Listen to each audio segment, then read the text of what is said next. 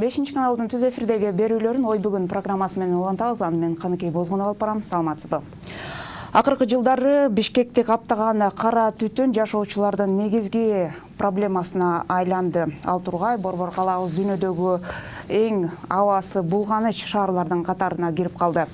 Соңку жылдары бул маселе көп айтылат, өзгөчө кыш мезгили келгенде байма-бай көтөрүлүп келет. Бирок ушул түтүн маселесине келгенде бирөө жарым аракет кылып атабы, андан натыйжасы кандай, негиз эле түтүн кайдан пайда болуп атат, анын менен күрөшүү үчүн кандай аракеттерди көрсөк болот. Ушул жана башка суроолорду бүгүнкү талкуубузда жооп издемекчибиз. Андыктан биздин каналдан алыстабай туруңуз. Студиябыздын меймандары менен тааныштырайын. Жогорку Кеңештин депутаты Марлен Маматалиев, Бишкек шаардык мэриясына караштуу тазалык муниципалдык ишканасынын директорунун орун басары Адил Назаров, менин оң тарабымда эколог табигый илимдеринин доктору Жээнбек Кулембеков, ошондой эле эколог Анара Султангазиева. Саламатсыздарбы, студиябызга кош келдиңиздер. Алгач ушу бүгүн түтүн маселесине байланыштуу Бишкек шаарында жыйын болду эле. Ошол жыйындан демек даяр эмес. Сюжетибиз бар эле, сюжетти көрүп алалы дедик эле, даяр эмес экен. Азыр бир канча мүнөттөрдөн кийин берели. Анда Анарайым, сөздү алгач сизден баштайлы. Ошол жыйынга сиз дагы катыштыңыз, Ал жерде эмне маселе көтөрүлдү, ошол тууралуу айтып берсеңиз. Эми жана сиз айтып кеткен баягы абанын бузулушу, анан биздин деген Кыргызстан өзгөчө Бишкекке 2 жылдан бери баягы абасы абдан кир шаарлардын биринчи орунда болуп келишибиздин себеби болгон бул ушул жанагы төмөнкү сапаттагы бензин, анан кийин жанагы дизель отуну, анан биздин жана ошо автоунаалардын баягы катализатору жок, анан кийин баягы техас мотору жок, анан эски унаалардын баягы ушул баарынан келип чыккан баягы кесепети жөнүндөгү жана ушул чечилбей жатканы. Анан дагы бир көйгөйлүү маселе бул ушул биздин экономика министрлигинин жанагы ТС регламент бар го, таможенный союздун бирдиктүү регламентине баягы биздин Кыргызстанга сапаттуу бензинди өндүрүү жана сатуу боюнча жанагы технический регламент деп коет. Ошого баягы Кыргызстан өтпөй эмгиче, анан 2025 жылга чейин баягы узартуу алуу боюнча баягы документ даярдап жатат да, ошону сурап жатышат. Бирок ошого биз абдан нааразы болуп, ошол үчүн пресс жыйын өткөзгөнбүз. Жээнбек ага, айтсаңыз, негизи эле ушул акыркы учурдагы канча бир 4-5 жылдан бери бул байма-бай көтөрүлүп атат да, ушул маселечи. Негизги себеп катары сиз эмнени эсептейт элеңиз? Жогоруда Анарайым айтып өтпөдүбү бир канчасында? Эми автоунаадан башка дагы көп эле маселелер бар. Чаң мисалы кайдан келип атат? Чаң бар эле, мисалы кышында тумуз тоңуп калганда чачып атышат. Кум деп, бирок кум менен томпор аралашып кетип атат кээдечи. Анан ал деле коргоганда күн тиет да, коргойт да. Коргоганда эмне чаң болуп көтөрүлүп атат. Стройканын кышында деле жазып атышат. Анан ал машиналар менен ташыган топурактын баары жерге түшүп атат. Анын баары эле кайра чаң болуп өйдө көтөрүлүп атат. Анан ТЭЦтин түтүнүнөн баары билишет. Анан шаардын четинде конуштар көп. Ал конуштарда кандай көмүр жагылып атат, жөсө башка дагы бир булактарды колдонуп жагып атышабы? Өзгөчө жана чүпүрөк-чапырактарды деле жагып атышпайбы? Анан ошонун баары эле биздин ден соолугубузга зыян келет да. Анын баары эле ошол жана көрсөткүчтү жогору кылып көрсөтүп аткан ошол себеп да. Демек ушунун баары кошул ташыл болуп атат, бир эле себеби жок. Көп себеп да, комплекстүү маселе. Марлен мырза, сиздер былтыр ушу жогорку кеңеште жаңылбасам декабрь айында болуш керек, атайын ушу Бишкектин абалы тууралуу атайын токтом кабыл алгансыздар, Эмне жөнүндө токтом эле, анда эмне милдеттер каралды эле, анын аткарылышы бүгүнкү күнгө чейин? Эми тилекке каршы мына өзүңүздүн азыр башында айтып кеттиңиз, ушул шаарыбызда эң шаарда эле эмес, мамлекетибизде мындай актуалдуу, өтө жакшы эмес маселе болуп атат. Бул смог маселеси. Бул бир жагынан эл аралык имиджге да келтирип атса, экинчи жагынан эң негизгиси бул ушул жакта жашап аткан биздерге, баардыгыбыздардын ден соолугуна зыяндыгы да.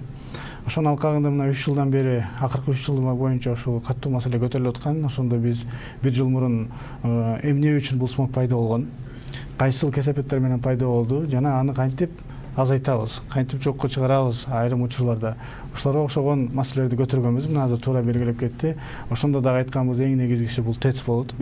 ТЭЦтен кийин ушул биздин азыркы машинелерибиздин жана жакшы эмес бензин менен жүрүшү, экинчиси жана катализаторлор жана ошондой эле биздин жыл массивдеги бир топ жана көмүрлөр менен отопление кылып атканын баардыгын негиздеп чыгып, мындай жөн эле эмес, анан ошондой эле жана Роза Ветров деп коет, ошондо жоктугуна байланыштырып, анын алкагында эмне кылсак, кантип кайсы чараларды көрсөк, ушулардын баардыгы кичине болсо дагы азайат деген токтомду кабыл алганбыз. Тилекке каршы мына жума күнү мен атайын ушул флагштоп тоого чыгартып, азыркы премьер-министр милдетин аткаруучу Артем Эдуардовичту чогуу жана ошондой эле бир топ баардык экотехинспекция жана башка баардык ошол тийиштүү органдар пункт менен эмнени жасаш керек эле, эмнени аткарылыш керек эле, эмне аткарылган жок деп жыйынды дагы ошол кабинетте эмес, жыйынды ошол тоо жактан атайын өткөздүк.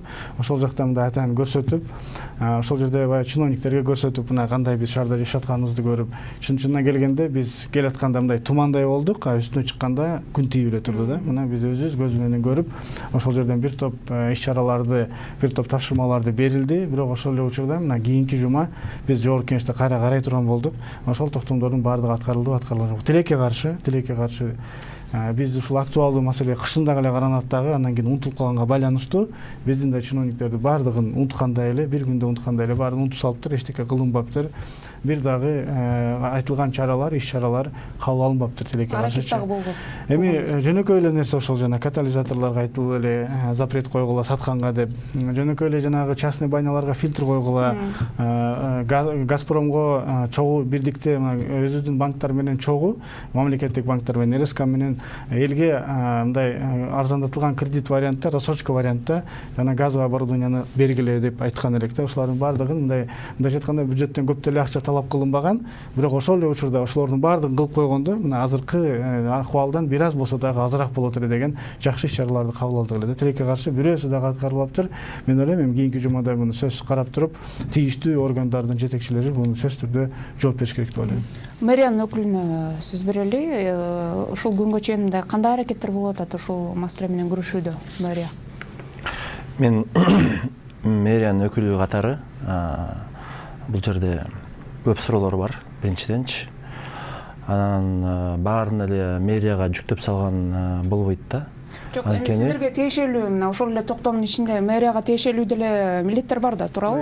Өкмөткө тиешелүү. Өкмөткө тиешелүү. Эң негизги, мына азыркы убакта мен буга чейин айтып кеткем, экосоветтин мүчөсү катарычы, бизде азыр ооз эки эле айтып атабыз да, биз азыр ошо смог, ыштын булагын билбейбиз, так билбейбиз да. Орусча айтканда в процентном отношении эмне бул кирдеткич, эмне болуп атат. Биз айтып атабыз, машина деп айтып атабыз. Буга чейин мэрияда экосовет чогулган, ар органдардын өкүлдөрү келген. Анан ошол жерде Гаустун өкүлү айтты, 80% машиналар болуп атат депчи. 80% машиналар болуп атат депчи. Ошондо мен суроо бердим. Сиздин айтып атканыңыз, информацияңыз булагы кайсы жерде? Десем, ошо 2014-жылы бизде изилдөө жүргүзүлгөн дейт да. Анан айттым, кечирип койгула. Мына Анар айым айткандай, смог проблемасы, ыш проблемасы бир 2-3 эле жыл болду да. Эң негизги интенсивдүү түрдө 2-3 жыл болду да. Анан мен айттым, 2014-түн аягында Кыргызстанга 100 миңден ашык машина кирген. Ошондо 2015-тин башында, кышында бизде смог каптап калыш керек эле болчу да. Баягы машинеден болсочу, 100 миң машина кирип атат, бизде мындай Бишкекти басып калыш керек болуп атат. А смог проблемасы качан пайда болуп атат да? Бул 2018-тин башы, мен да ошо бүгүн атайын видеолорду көтөрдүм, ошо 2018-тин башы да. Бул качан? Бул болсо жаңы ТЭЦ бул ишке кирген да.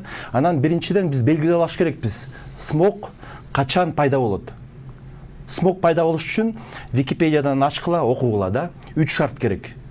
Биринчи бийик атмосфердик басым. Высокое атмосферное давление дейт, зона антициклона. Биринчи шарт. Экинчи шарт высокая влажность. Үчүнчү шарт низкий температурный режим -5-тен -10-го чейин муздак болуш керек да. Ошондо 3 шарт болгондо бул смог пайда болот да. Эмнеден пайда болот? Түтүндөн туура. Түтүндү эмне берип атат? ТЭЦ берип атат. Эмнеге ТЭЦ берип атат? ТЭЦте мурун мисалы Казакстандан келчү көмүр. Аны радиоактивный деп биз жаратпай салдык. Азыр мына кара кечеден кирип атат. Биз азыр менин маалыматым боюнча суткасына 6000 тонна көмүр жагылат экен да. Низкокалорийный. Мен ошо сурап эметип атам, калориясын текшергилечи. Бирок ал текшербесек деле ТЭЦтин жанына келсеңиз машиналар менен ошондой эле ыш басат да. Биринчи, мен оюмча ТЭЦ деп атам. Эмнеге ТЭЦ? Мен жана айтып кетпедимби, влажность депчи. Биз жанагы 2-3 жыл болду атабыз. Жана жаңы ТЭЦти ишке киргизгенге 2-3 жыл болуп калды да.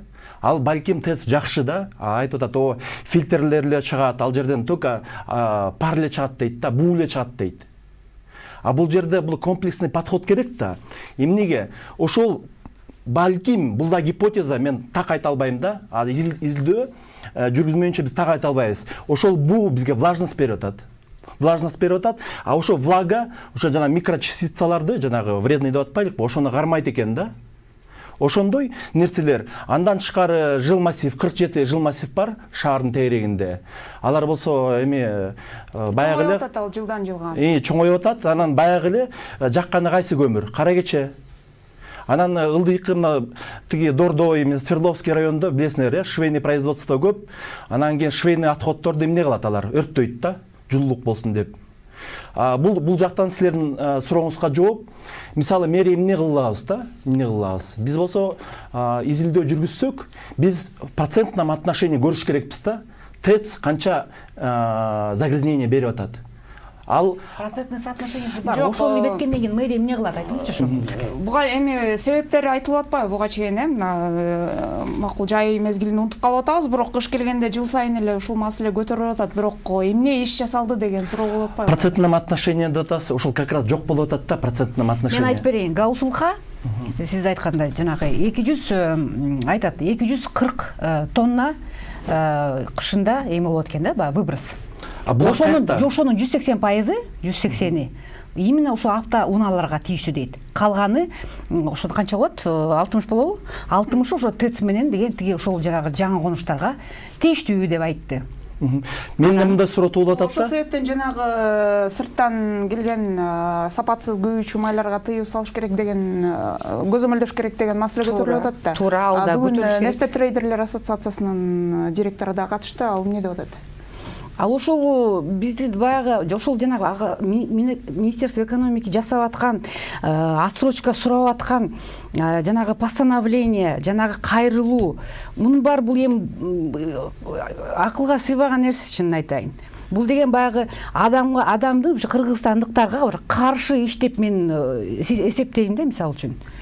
Мисалы үчүн деген ошол жаңы деген К4, К5тен ылдый эмес деген сапаттуу ГСМди өндүрбөш керек дагы, тиги сатпашы да керек. Киргизбеш керек, туурабы? Ошого эме баягы Россия 17-жылы өтсө керек, Армения 16-жылы, Казакстан 18-жылдын январында өткөн. Биз Кыргызстан 25-жылга чейин отсрочка сурап атабыз. Бул эмнени билдирет? Биз деген ошол биздин кошой мамлекеттерде сатылбай калган, сапаты абдан төмөн, анда бензин деп айтканда да тиги уяласың. Чын айтканда бул немеле да, шлак. Ошолорду деген биздин Кыргызстандын баягы свалкасын айландырат, Кыргызстанга алып келет.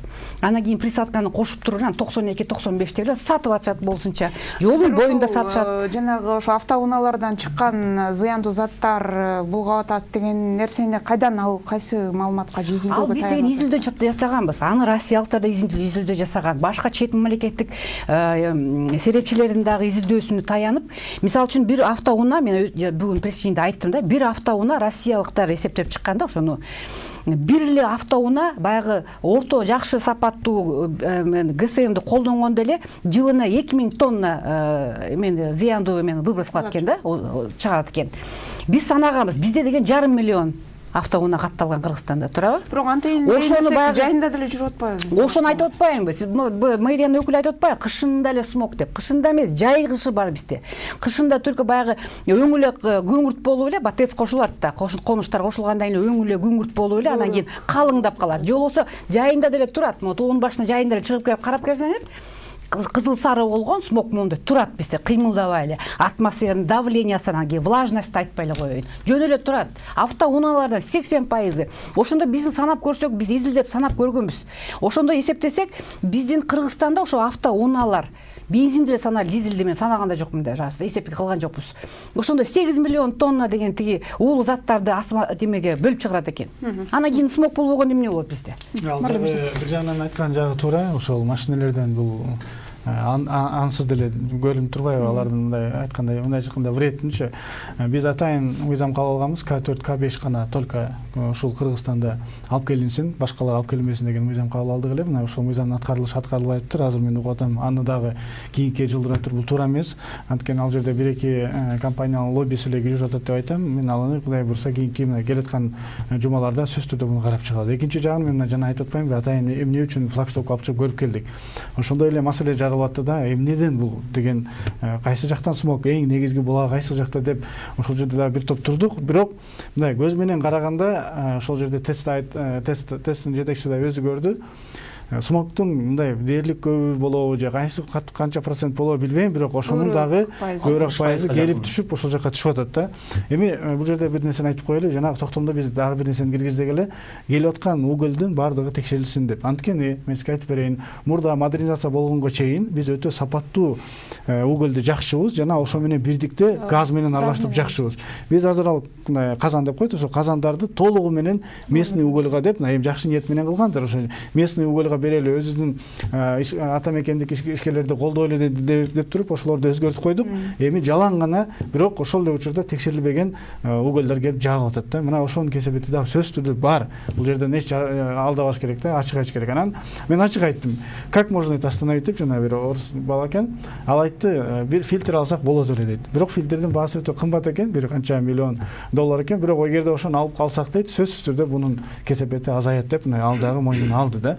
Демек, ал экинчисин да мойнуна алды, сапаттуу эмес бизге жанагы көмүрдүн келаткандагы мойнуна алды. Андан сырткары биз СССР маалында атайын лицензия бербеген жерлерди тилекке каршы азыр ошондой зонности чоң жана зыяндуу нерселерди кийинки учурларда, кийинки замандарда бардыгына берип кое бериппиз да. Мына ошону да карап чыккыла деген ушундай тапшырма бердик эле. Тилекке каршы мына ушуларды бираз эмес, бардыгы аткарылбаптыр. Мына ошонун кесепетинен эч бир нерсе кыймыл болгон жок да. Ошол мурдагы премьер-министр Абылгазиев жеке мен өзүм жооп берем деп айтты эле, тилекке каршы ал дагы мына кетип калды. Өкмөт өкүлдөрү эмне деп атат азыр? Эмне аракет көрөбүз деп атат? Эми башка вариант калбай атат биздечи. Бирөөнү жумуштан айдап, выговорларды берип, кийинки жылга даярдангандан башка эчтеке көрө албай калдык. Азыр эле кетти, бул смог болбойт дегенден алыс болуш керек. Жок андай нерсе, бул баары мындай айтканда жомок болуп калат да. Бирок кийинки жылга даярданып, мына кыш азыртан баштап даярдана берсек, кийинки жылы ушул смогтун кесепети азыраак болот эле да. Ошол эле жана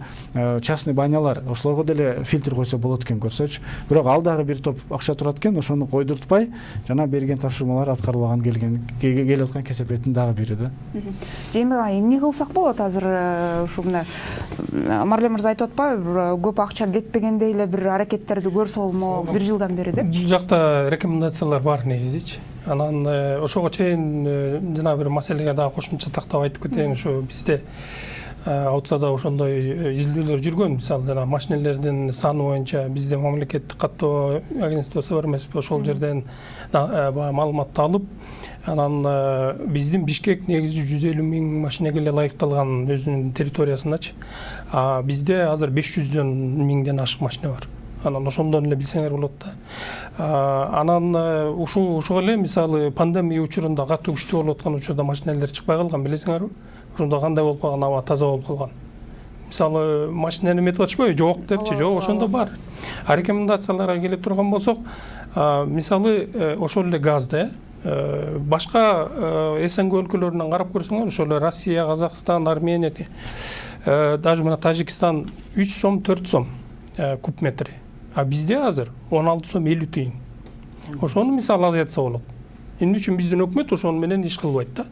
ошону азайтып сүйлөшүп өкмөттүк деңгээлде чыгып мисалы ошону жок деген 50%га түшүрсө болот эле да. Жок, ал иш жүрбөй жатат.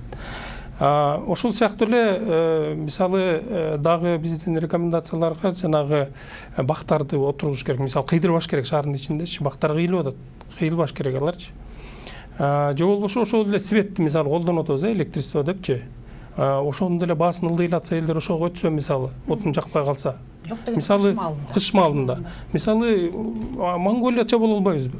Монголияда мисалы кечкисине өтө төмөнкү неме баа берип атышат да, багы колдонгонгочу. Түнкүсүн алар кенен колдонуп атат электричествону. Же болбосо ошол эле көмүрдү алганда алар деген жана брикеттерди атайын жанагы басым менен кысылып ошо жасалган ошолор азыраак неме берет экен да, выброс. Бирок эмеси күчтүүлүгү, баягы оттун күчтүүлүгү берки көмүргө караганда күчтүү болот экен. Мисалы ошого түштү. Алар баарын изилдеп чыгып, мына азыр салыштырмалуу алардын борбору таза бизге карап. Газды деле ошондой шартта сатса болот да, кышкы мезгилде. Сөзсүз да. Мына машиналерди деле келип аткан автоунааларды.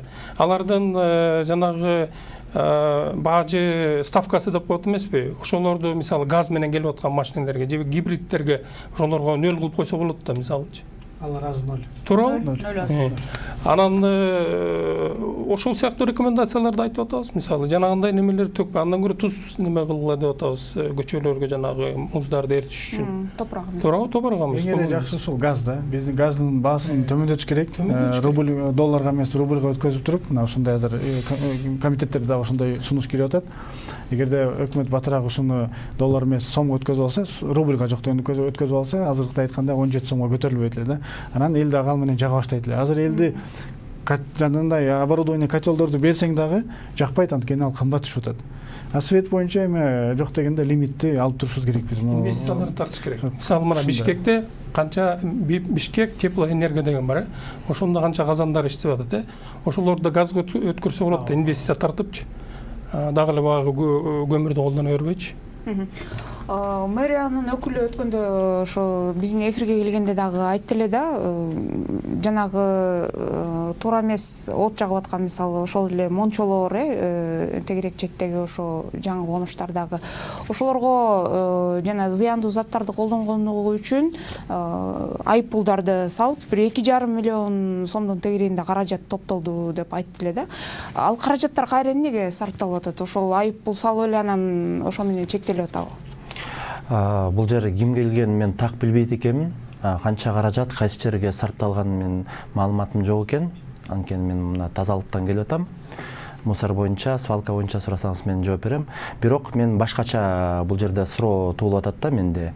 Биз баарыбыз тең баягы илгерки эле советский подход менен азыр улантып атабыз да жашагандычы. Мисалы, Европанын көп шаарларында ТЭЦтер жок. Анан мындай суроо туулуп атат да, биз мына Бишкек өсүп атат да, чоң шаарда, эмнеге ошо Бишкекке жаңы ТЭЦ салдык. Ошол эле көмүр эмеге сапаты төмөн болсо, ошо кара кечеге эле салса болмок да. Ошо ТЭЦти салып, ошактан эле өрттөп, ошактан электроэнергия алып чыгарып, анан кийин провод менен эле шаарга алып келсе болот да. Мисалы, Германиянын шаарларында көбүнчөсү электричество менен обогревательдер бүт бар ошо да. Анан ошо негизи ТЭЦтен алыстап келечектечи кетсек болбойбу деген мындай суроо туулуп атат да. Ал убакта мисалы бул көмүр проблемасы, ыш проблемасы илгери билесиңер да. Тарыхка кайрылсак, бул болсо Лондондон башталган 1952-жыл Великий смог деп көмүрдүн айынан, ыштын айынан 4 күнгө жакын киши каза болгон. Анан кийин дагы бир 2 айдын ичинде дагы бир 4 000 киши каза болгон да. Анан кийин бул болсо кайра эле маселе экономический, элдики эң эле арзан азыр көмүр сатып алган болуп атат да, көмүр мененчи. Свет дагы жанагы лимит киргизип койбоду 700. Бул да сунуш бар да, сиз туура айтасыз, коллега. Монголияда жаңы ушул проблема өтө өрчүп кеткенде, курчуп кеткенде булар түнкүсүн бекер кылып салган. электричествонун баасын бекер кылып койгон да. Биз азыр аны кыла албайбыз деп мен ойлойм. Кыла албайбыз, анткени өзүбүз сатып алып атабыз да электричествону Казакстанда. Бирок азыр ортомчу фирмаларды алып сатыш керек. Илгери жана жазап алган акча түшүргөн немелерди. Бул болсо 70 тыйын эле болуш керек. Бул болсо мэриянын карамагына кирбейт экен. Бул болсо жана башында айтып кетпедимби? Бул өкмөт да. Мисалы мен сунушум мындай эле, жана 47 новостройкага биздинчи жаңы конуштарга жазга чейин 1-мартка чейин 70 тыйындан кылып койсо болмок эле да, жана лимитти алып салыпчы. Бул болсо бир 25% деп мен эсептеп атам, ошол смогду азайтмак да. Анан сиздин сурооңузга бизде баягы мэриянын алдында СЭИ деген бар, санитарный эпидемиологический инспекция. Ооба, алар болсо болгондо 24 кызматкери бар. Алар шаарды кыдырат. Эгерде резина жана швейный отходдорду жакса, алар ошол жерге кирип, аныктап, тастыктап, анан кийин айып пул салат да. Бирок кайра эле мен айтып атам, бул болсо эми экономический да проблема. Ошол баняларга балким башка күйүүчү зат колдонсо, балким жакшы болмок да. Газга өтүш керек, бирок газдын проблемасы айтып атпаймынбы? Бул азыркы убакта экономикада ар бир тыйын санайт да. Ошол баня жагып аткан киши да канча киреше кирип атат, канча кетип атат. Анан газ менен мындай пайдалуу болбосо эч ким газ жакпайт деп ойлойм да. Суроону мындай коеюнчу, анда биз жанагындай сиз айтып аткан экономикалык нерселерге, мисалы ТЭЦти, жылуу электр борборун жок кылуу сыяктуу нерселерге биз азыр мындай акыбалыбыз менен жакынкы арада жетпейбиз да, андай жашоогочу. Эмне кылышыбыз керек? Мындай жеңил жолдору барбы? Макул баягы жаңы конуштардагы көмүр жакканды тыя албайт экенбиз. Жылуу электр борборуна көмүр айласы жагат экенбиз. Анда эмне кылышыбыз керек? Жок дегенде ушу кышкы мезгилде ошол түтүндү мындай азайтып туруш керекпи же эмне кылыш керек? Бул жерден эми эң эле жеңил деген болбойт да. Бул Совет доорунда абдан жакшы практика болгон пятилетка деген. Ошол мындай кандай пятилетка кылып мен ойлойм да, мындай план түзүш керек эле да. Акырындан мисалычы газга 5 жыл келе жаткан 5 жылда газга кантип өтөбүз, 5 жылда мисалы кандай чара колдонобуз деп мындай план менен биз иш кылсак жакшы болот эле да. Мэриянын ошондой пятилеткасы барбы? Эми мен аны руководство айтпаса, мен болсо кечирип коесуз, мэр эмесмин. Мэриянындагы жетекчилер чакырганбыз, келген жок. Экономика министрлигинен дагы өкүлдөрдү чакырганбыз, тилекке каршы алар дагы. Мен тазалыктан кыскача айтканда мусорщикмин да. Тазалык боюнча суроолор көп абдан. Жанагы шаардын четинде таштандылар салынган жак эмнеге өрттөлүп атат? Аяктан чыккан ышык кандай уулуу, батареялар жатат, батареялар күйсө кандай баягы тяжелый металл чыгарат турабы, билесиңер, ал деген аябай ракка алып келет. Жана кеч күздө жалбырактарды дагы өртөшөт го, ошондой нерселерге абдан жакшы маселе көтөрүп атасыз да. Мен тазалыкка келгениме 1 ай эле болду, болгон эле 1 ай болду. Бирок уже бул маселени көтөрө баштадым да. Жана сиз айтып аткан жана свалканы айтып атпайсызбы? Полигондочу күйүп атат депчи. Эмне күйүп атат? Күйгөндө бул болсо метан күйөт да. Метан эмнеден чыгат? Жана пищевой отход, жана жалбырактарды мисалы аралашып кетип атат да. Ал болсо эртедир кечтир билесиңер, болсо пищевой отходдор органический зат болгондон кийин алар метан бөлүп чыгат да. Ошондуктан ушул маселени мен азыр көтөрүп атам мэриядачы. Пищевой отходдорду өзүнчө сорттойлу, өзүнчө бак коелу. Ошол эле жалбырактарды өзүнчө жаал депчи. Анан мэрияда билесиңер 2013 жылы башталган Европейский банктын программасы бар. Мусоросортировка дегенчи, ошол аяктап калды. Мен айтып атам, балдар, эгерде биз пищевойду өзүнчө сорттобосок, анда бул проблемадан биз арыла албайбыз. Анан бул проблемада мындай строительный отход деген бар, жана швейный отход. Негизи биз аны кабыл албаш керек элек да. Биз болсо баягы өзүбүздүн положение боюнча твердо бытовой отход да. Кухняңыздан, чакадан эмне чыгат, ошону эле биз алып кетиш керек элек да. Тилекке каршы биздин бактарга ошо жана швейный производство кетип атат да. Түнкүсүн келет, эч ким көрбөй жатканда ыргытып кетет да. Ошол синтетика заттар да бизге берип атат да. Ошондуктан азыр ошол маселе коюлуп атат. Эгерде пищевой отходдорду жалбырактары өзүнчө сорттоп, өзүнчө биз жыйып, твердо бытовойду сорттоп алсак, пластигин, бөтөлкөсүн, кагазын сорттоп алсак, анан Европа шаарда калдыктарын өрттөсөк болот эле да. бирок бул дагы менин оюмча бир 2-3 жылда эле баягы ишке ашпаса азырынча ашпайт окшойт. Акча бөлүнгөн да ИБРден. Ооба, бөлүнгөн. Ошол сортировочный немени станцияны салабыз депчи. Ал акча каражаты иштелбей калып аны кайра төлөп бергенге Жок, бул жерден сиз маалыматыңыз туура эмес экен. Азыр болсо ал проект ишке ашып атат. Анын өзүнүн мындай стадиялары бар да. Азыркы мына акыркы стадиялары калды. Анан ошонун негизинде жанагы мусоросортировочный жанагы завод салынат. Бирок сортировочный ал өрттөлбөйт да. Болгону эле. Эми салынабы же салынып атабы? Жок, салынат. Анткени Негизи ал европейский банктардын Бирок ал өзүнүн шарттары бар да, шарттары бар. Бир пункту аткармайынча сен экинчи эмеге өтпөйсүң да. Ошондо. Анан ошон үчүн чоюлуп кетип атат да, анан алар айтып атат. Эмне үчүн силер чоюп атасыңар деп атат. Ошон үчүн силерге биз деген акчаны кайра бергиле деген сөздөргө чейин барып атышат да. Биздикилер убагында жасабай атпайбы? 17-жылы бөлүнгөн ошол акча туурабы? 11 миллион. 2013-жылы. Тем более 2013 болсо анда. Анан кийин деген капсуласын былтыр эле койдуңарбы эптеп, по-моему? Бул жерден эми бул проекттин баягы шарты боюнча тазалык эле почти 90%га чейин биз ишке ашырдык өзүбүз жагынан.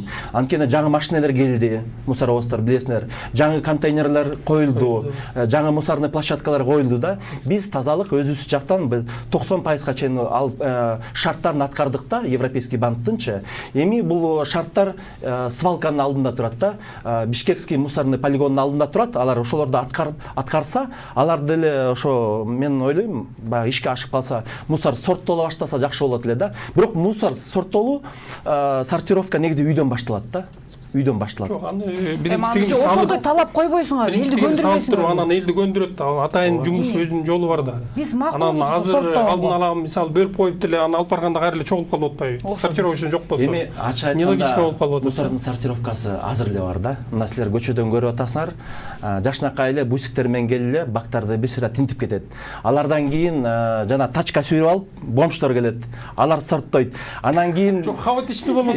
ошол тиги мына ачык сүйлөшөлү балдар, ачык эле сүйлөшөлү. Анан кийин биздин балдар келет, жанагы мусоровоздордун артына илип алып, алар сорттойт. Анан калганы жана тетиги полигондо төгүлгөндү аякта да бир 20-30 киши жүрөт да, алар сорттойт да. Бирок муну кандай десем, ошентсе деле аралашып калып атпайбы? аралашып калып атат. Бул жерден айтып атпаймынбы, пищевой отходдорду бөлүп алсак эле, уже метан болбойт эле да бизде. Бөлбөлүү. Качан жасайсыңарбы? Ошо эми бул каражат менен байланыш. Жылдан бери Ал өзүнчө муниципалдык өтөбүз ал. Тилекке каршы бул жерде дагы өтө чоң проблема болуп кетти. Биз мусорго кирип кеттик, бирок ал жерден дагы күйгүзүлгөн отходдор дагы смокко дагы сөзсүз түрдө тике сепетин тийгизет да. Бирок эң өкүнүчтүүсү биз ушул 30 жылдан бери эле башка бир шаарларды карап көрсөңүз, ушул мусор перерабатывающий заводду давно эле куруп койгон да. Биз откат сурап эле, өзүбүз качырып эле мына кийген кийибиз ушул болду да. Тилекке каршы мына ушул дагы ачык айтып коюш керек да. Негизи адамдын ден соолугуна тийгизет. Ошол жана изилдөөлөрдө ушул адамдын ден соолугуна тийгизип аткан негизинен кайсы ооруларды пайда кылат, ушулар тууралуу дагы бир маалыматтар барбы окумуштуу катары? Эми бул жерде эң негизги эки чаңдын эң майда бөлүкчөлөрү жөнүндө сөз бар. Эми изилдөөлөр бар дүйнө жүзүндө, ошону көрсөткүч катары алып көрсөтүп, ошого жараша оорулардын дагы немелерин көрсөтүп атат да. Мисалы 2,5 PM2,5 жана PM10 деген бар. PM10 деген бул өпкөгө чогулат. Ал болсо жанагындай дем алуу өпкө ооруларын алып келет. Жана астма анан деп атпайбызбы, ошол сыяктуу ооруларга алып келет. Ал эми даже ракка да алып барат да. Ал эми 2,5 PM дегени ал андан дагы майдараак бөлүкчө. Ал деген өпкөгө барып андан ары кан менен аралашып бүт денеге тарайт. Денеге тараганда ошол барып жүрөккө биринчи тиет. Анан жүрөк ооруларын алып келет. Мисалы ошо экөөнү эле айтканда да. Тилекке каршы биз мындай ковид деп коркуп атпайбызбы? Бул деле ошондой эле сыяктуу. Бул просто өлтүргөндүн баягы срок давности кийинчерээк болуп калат да. Азыр бул сезбеп, азыр эле үнү жок, жыты жок. Азыр сезбесең да, бирок время от времени адамдар будан да өлөт. Бирок дарыгерлердин баягы маалыматтары бар, акыркы учурда ошо жана жогоруда сиз атап өткөн оорулардын көбөйүп жаткандыгы. Эми азыр биз ковидке байланыштуу күнүгө бет кап кийип жүргөнгө аракет кылып атабыз. эми азыр мондай шартта дайыма кийип жүргөнгө бир сунушта ушундай нерсе социалдык роликтерди дагы жасасак бир аздык кылбайт болуш керек биз былтыр изилдегенбиз ошо баягы аптекада сатылган баягы жөнөкөй эле жанагы бет кап бизди ушул жанагы ууланган абадан сактабайт экен. Ага атайын баягы тиги башкача бет кап кийген экен. Противогаз кийиш керек да, мынча айтканча ачык айтканда. Ошондой деңгээлге сактабайт. Бул маселе күн сайын мына социалдык тармактарда дагы өзүңүздөр деле көрүп атсаңыздар керек, жарандар тараптан ошо маселенин өзү анан бир сунуштарды дагы берип атышат да. Бүгүн да бир замандашыбыз жазыптыр. Мындай сунушту жазып атат да, мэрия грантка проект жазабы же карызга акча сурайбы, айтор жылына бир 15 000 үйгө газ мештерин сатып алып анан баягы бөлүп акчасын төлөй тургандай кылып бир жыл сайын бир 15 000 үй бүлөнү ушундай газ мештери менен камсыз кылып турса кандай болот эле деген дагы бир сунушун айтып атат да. Мындай сунушка кандай? Жана биз айтып кетпедикпи, бизде ошол пункттар бар эле. Биз ушул элибизге эми ал элди өт дегенде өтө албайт да. Биз аларга керек болсо өтөйүн дегендер да бар. Бирок ошол кымбат турат экен, 40 000 турат экен ошол оборудование. Ошол оборудование Газпром менен чогуу биздин банктар 4 жылга, 5 жылга рассрочкага берсе, кандайдыр бир процент эл өтөт да агач. Сөзсүз өтөт. Бирок ошону дагы мына кылмай келген экен да, көрсөчү мына азыр мына Артем Эдуардович азыркы премьер-министр милдетин аткаруучу айтты, мен жакын арада мына бир 10 күн, 15 күндө сөзсүз түрдө кредит бере баштайбыз деп сөзүн берди. Ошол жерде Газпром бар эле, чогуу айтышты, жакын араларда ошол проект ишке ашат, мына биз баштайбыз элге берип депчи. Ошону да берип баштаса, бул туура сунуш деп ойлойм. Мындай нерсе кылынып атат өзү. Негизи эле жана бир нерсени кошуп кетейин. Мына азыр эле бүтүрө турган нерселердин бири бул фильтр. Чын айтыш керек, фильтр эгерде көпчүлүк мына частный банялардын баардыгын фильтр алсын деп биз мындайча айтканда милдеттендирсек, ошондой эле ТЭЦке дагы өзүбүз алсак, бул кичине болсо дагы мындай моментально түшө турган шарт неме иш-чаралардын бири да. Жанагы автоунаалардын катализатор маселесин дагы сөзсүз түрдө запрет коюлсун деп биз эртең айтып атам го, жана эртең дагы кече да мына тоодо жүргөндө айттык, сөзсүз түрдө мына катализаторлордун баарын сатпоого тыюу салыш керек. Эгер биз ансыз деле айтып аткан жана К2 менен жүрүп атсак, бирок ошонун дагы зыянын кармап калып аткан жана катализатор мындай айтканда фильтр болуп атса, биз аны дагы сатып коюп атсак, анда чын-чынына келгенде биз азыркы мына смогтун бирден бир пайда болушун дагы ошол да себеби. Ошон үчүн биз туура түшүнүшүбүз керек. Аны эл деле бирок жөн саткан жок, акча керек болуп сатып аткандыр, бирок кандай болсо дагы ден соолук керек деп туруп ага тыюу салыш керек. Жогоруда Жээнбек ага айтып өтпөдүбү, жанагы Бишкек шаарында көп бак-тарактар кыйылып кетип атат депчи. Бүгүнкү күндө силерде кандай маалымат бар? Чындыгында эле бак-тарактар көп кыйылып атабы? Анан алардын ордун кайра толуктоо маселеси кандай бүгүнкү? Менин маалыматым боюнча, жана бак-тарактар жаңы көчөлөр салынып атпады эле. Калп айтпасам, мэранда Албек Ибраимовдун убагында болуш керек, калп айтпасам. Ошондо бир кандай бир бактар кыйылды окшойт да. Жаңы көчөлөр салынып аткандачы. Азыркы убакта бактар кыйылып атат деген менде маалыматым жок. Кайсы көчөдө тескерисинче жаңы парктар ачылып, жаңы бактар отургузулуп атат да ошо парктаргачы. Анан сиз көтөрүп кеткен маселе боюнча да мен айтып кетким келип атат. Мына менин колумда могу датчик турат. Датчик бул болсо абанын сиз айтып кеткен жана 2,5 ppm частицанын далилдеп берет да. Мына бул жерде азыр биз отуруп аткан студияда ошо 172 кубический сантиметр дейт да. Могу жерде частица. Даже ушул жерде азыр биз микрограмм. Мына бул жерде көрсөтүп атат да. Ушундадан бул болсо мэриянын бюджетинен бир тыйын кеткен жок. Частная инициатива, фонд экологических, институт экологических решенийден бизге жардам берип, ушундай датчиктен 39-ду сатып берди да. 39-ду сатып берди. Анан шаардын тетиги чоң арыктан баштап Ак Босого чейин, Дордойго чейин коюлду азыр мына могуданчы. Анан бер жагы Сокулук район Новопавловка, бияк жагы Лебединовка, тетиги Ысхата районга чейин коюлду да. Буну эмнеге коюлду, эмне себептен коюлду? Биз жана айтып атпайлыкпы, бизде так маалымат жок депчи. Канча кайсы жер загрязнение болуп атат депчи. Жана Air Visual деген программа бар Play Marketте, ал жерден көрүп атасыңар да. Ушул күндөрү түнкүсүн 1000ге чейин барып атты. Могу Бакай атадан мен көрүп аттым, 1000ге чейин барып атты да. Бул болсо ден соолукка өтө зыяндуу. Сиз билесиз. анын ичи бул микрочастицаларга формальдегидтер кирет, аммиак кирет, коргошун кирет. Булгачы эң баягы уулуу заттарда, бул канда, анан кийин кан менен соединенияга на химическом уровне соединение кирет да.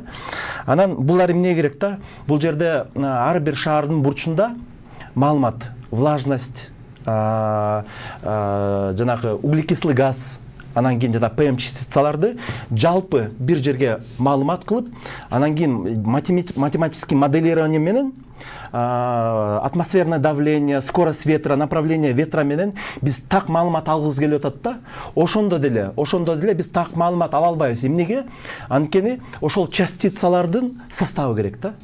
Мисалы, машинелер бөлүп аткан жана заттарды тец бербейт да. Алар характер. Качан коюлду дейсиз? Мына бул коюлуп атканына 2 жума болду да. Азыр коюлуп атат, и уже азыр маалымат бизге так маалыматтар келип атат да. Эмнени аныктай аласыздар мунун? Бул жанагы 2,5 ПМ частица деп коет да, жана уулуу. Так маалымат алдыңар Анан кийин биз болсо азыр так маалымат айта албай жатпайлыкпы? Биз эмне десеңер, как раз сиз жана маселени көтөрүп кеттиңизби? Алдык деп эсептелебиз. Анан эмне кылат мэрия? Гаустун кызматкерлеринен мен сурадым. Силерде жанагындай статистический данные берип атасыңар. Каяктан десем, баягы 2014-жылга да.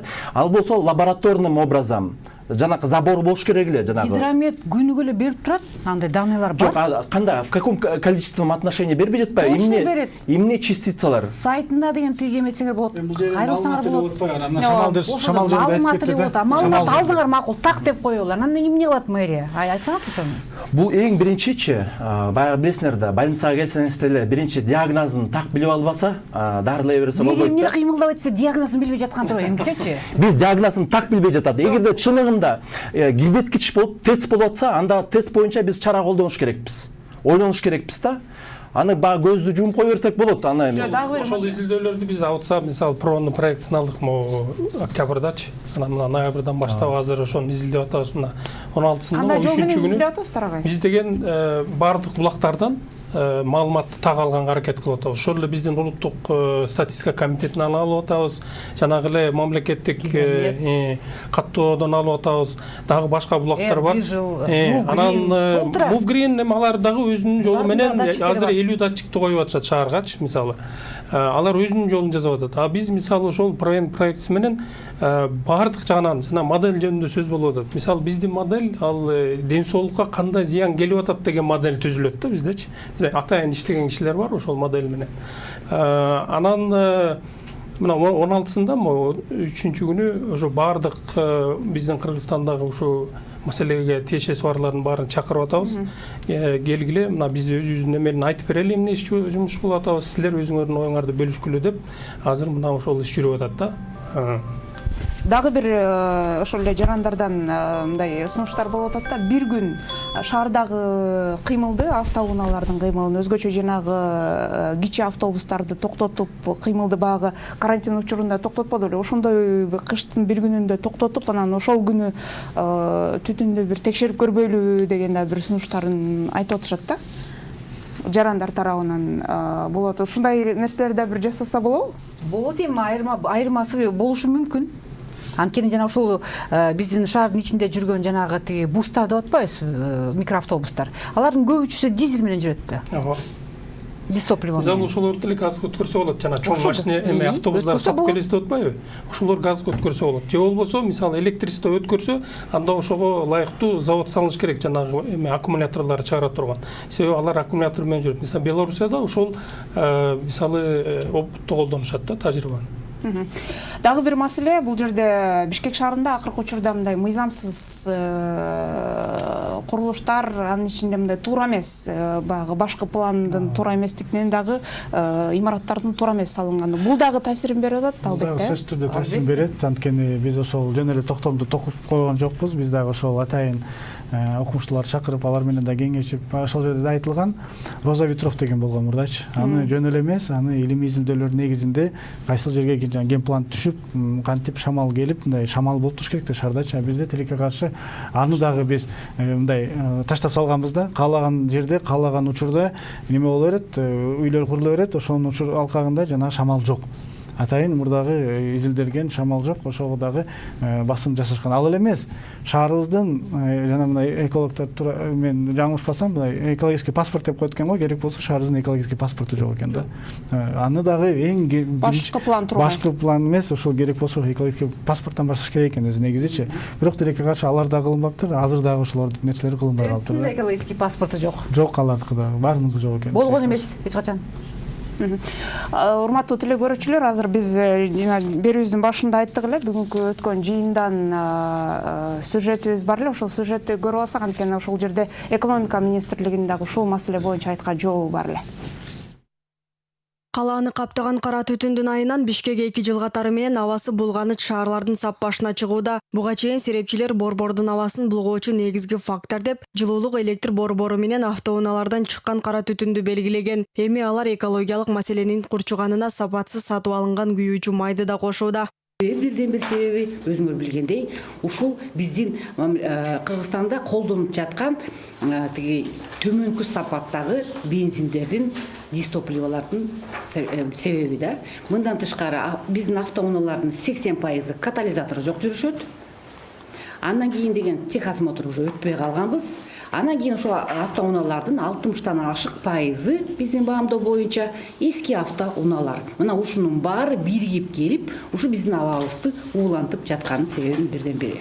Европа мамлекеттеринде К5, К6 сапатындагы күйүүчү май гана колдонулуп, андан төмөн сапаттагы май иштетилбейт. Ал эми Кыргызстанда К2 классындагы күйүүчү май менен сапаты төмөн дизелдик отун колдонулат. Нефтетрейдерлер ассоциациясынын жетекчиси Канат Ишатовдун айтымында өлкөгө сапаты начар күйүүчү май аткезчилик жолу менен алып келинет. Биздин улуттук баягы стандарттарга жараша деп туруп бүгүнкү күндө кээ бир биздин баягы трейдерлер деп койсок болот. Алар өтө эле баягы даже 2 класска илинбеген баягы шлаковый мусор да, мындайча айтканда, ошондой отундарды бул Кыргызстанга алып келип туруп биздин ошо айлана чөйрөбүзгө, биздин жарандардын ден соолугуна, биздин мамлекетибиздин экономикасына аябай дагы чоң зыян келтирип жатат да. ЭАЭП 2016 жылы К5, К4 сапатынан төмөн күйүүчү майды колдонууга тыюу салуу чечимин чыгарган. Ал чечим Кыргызстанда 2019 жылга чейин күчүнө кирип, 3 жыл ичинде ал класстан төмөн күйүүчү май колдонулбай калуусу керек эле. Серепчилер экономика министрлиги ЭАЭПке күйүүчү май менен дизелдик отундун сапатын көзөмөлдөгөн техникалык регламентинин күчүнө кирүү мөөнөтүн узартууну демилгелегенин айтууда. Бирок экономика министрлиги белгиленген сапаттан төмөн күйүүчү май колдонулбаарын билдирди. У нас есть запрет на это в рамках Евразес, запрет на... Бизде ЕЭПтин регламенти боюнча К2, К3 күйүүчү майын колдонууга тыюу салынган. Ал техникалык регламент 2018 жылы күчүнө кирген. Бир канча нефтти кайра иштетүүчү заводдор К4, К5 классына өтүү үчүн убакыт сураган. Бүгүнкү күндө биз тескерисинче мыйзамды сактаганга аракет жасайбыз жана баарын ЕЭП менен түзүлгөн келишимди сактоого чакырабыз. Таза эмес аба менен дем алган адам рак оорусуна кабылып, өпкөсүн сезгентүүсү мүмкүн. Андан улам экологдор борбордогу абанын булгануусун комплекстүү карап, ал маселени тез аранын ичинде чечүү керек дейт. Анткени андан жарандардын ден соолугуна коркунуч жаралууда. Алар транспорт каражаттарынан зыяндуу заттарды чыгарбоонун чечүү жолдорун да сунуштап келет. Ошол коомдук транспортто бизде көбүнчө ошол маршруткалар жүрүп жатат да. Ошол маршруткалардын көбү, мисалы үчүн көп эмес, бардыгы эле ошол дизель менен жүрүшөт.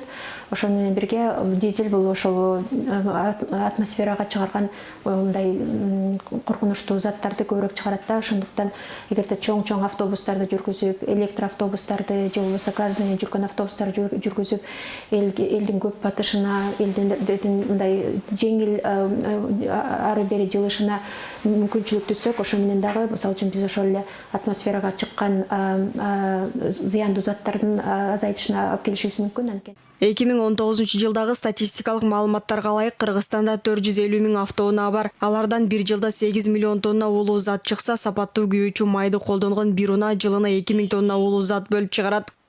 Талай Гүлерматова, Адилет Марсбеков, 5 канал.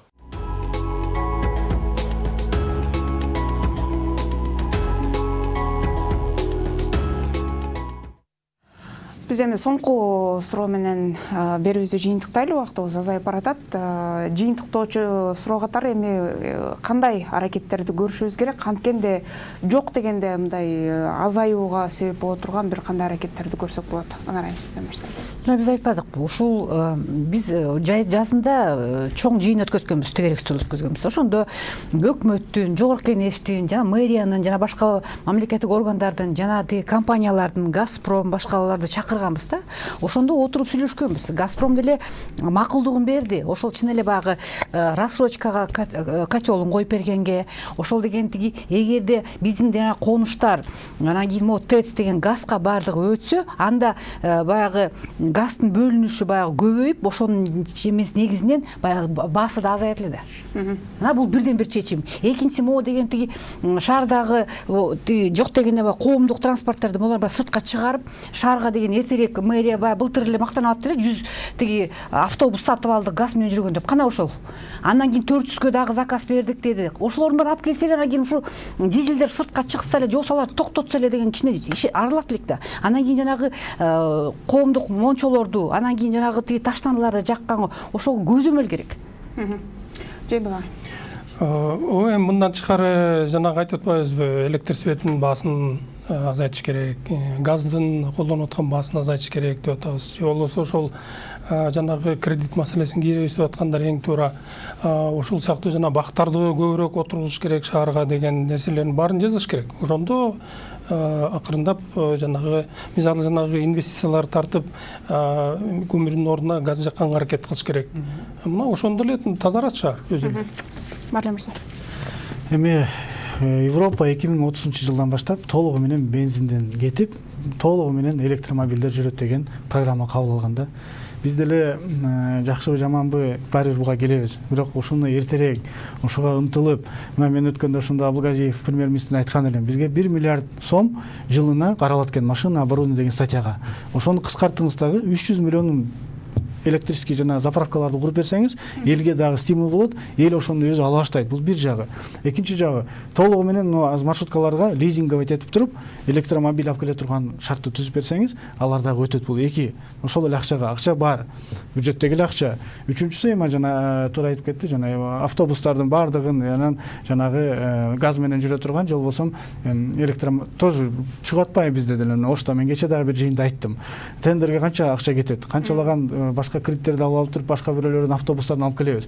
Келгиле өзүбүздүн Оштого чыгып аткан электромобилдеги электродвигатель менен автобустарды сатып алалы, прямой, тендери жок, заказ менен алса болот. Ошондой нерселерди, мындай иш-чараларды тез коркпой, бат-бат кабыл алыш керек да. Мен ушуну үгүттөйт элем да, ушул жакка тарапка көңүл бурсак жакшы болот. Калгандарын эми айтылды, ошол көп нерселер. Мен оюмча бул жерде өкмөттүн чечими керек. Мына 1-мартка чейин 47 жаңы конушту электричество баасын 77 тыйын кылса алалы да. Ошондо бул болсо субсидия катары көрүп, ошондо жана ыштын көлөмүн азайтабыз да биринчиден. Экинчиден анан кийин жана свалка маселеси болуп атат, өчпөй жатат деп атпайбы? Баары деле бул жерден мэрдин чечими керек. Жана пищевой отходдорду өзүнчө сорттоп биз башташ керекпиз да. Мусоросортировканы аягына чейин жеткириш керекпиз. Колдон келишинче чойгой ушул жылдын аягына чейин бүтүрүп салсак жакшы болмок да. Рахмат, урматтуу коноктор, убактыңыздарды бөлүп талкууга катышып бергендигиңиздерге ыраазычылык билдирем. Ишиңиздерге ийгилик, ден соолук каалайм. Урматтуу телекөрүүчүлөр, ушуну менен Ой бүгүн программасын жыйынтыктайбыз. Аны мен Каныкей Бозгунов алып бардым. Саламатта туруңуз.